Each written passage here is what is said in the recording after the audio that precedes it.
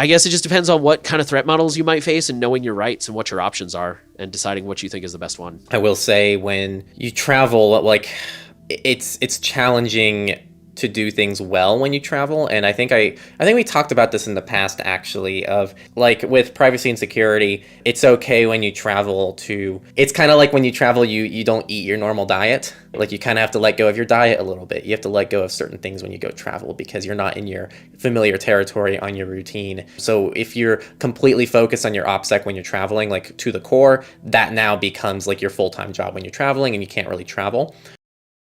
Is this guy a retard?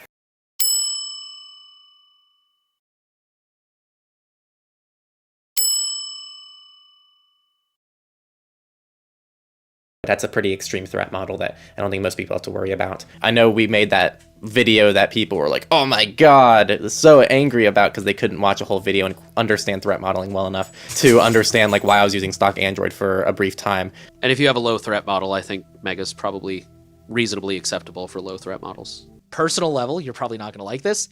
Pretty much anything you feel comfortable and confident self-hosting. So, I mean, as always, there's threat model and examine the risk. So there's always that infamous question that you guys know we always ask, what's your threat model? Again, it really depends on your threat model. I hate to say that because that's such a non-answer, but it really depends on like, what are you trying to defend against and what's your threat model? You keep using the word. I don't think it means what you think it means. For someone, you can still use Facebook and live by your own privacy standards and be what you consider to be private. For another person, that is just not privacy for them. So the cool thing is it's all individual, and that's why we say, get the f away from anyone who's telling you what privacy is for you, okay? That means anyone who tells you what privacy should mean for you, because that's not what it's about. It's a spectrum. That's how I've always looked at it. What you just said is one of the most insanely idiotic things I have ever heard. At no point in your rambling, incoherent response were you even close to anything that could be considered a rational thought.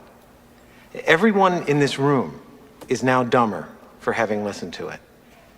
I award you no points, and may God have mercy on your soul.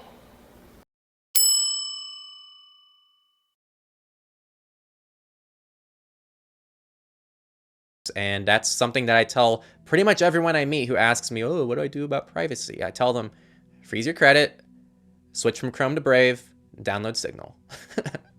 I'm still going to always recommend an Apple iDevice over like any Android device to most people in my life.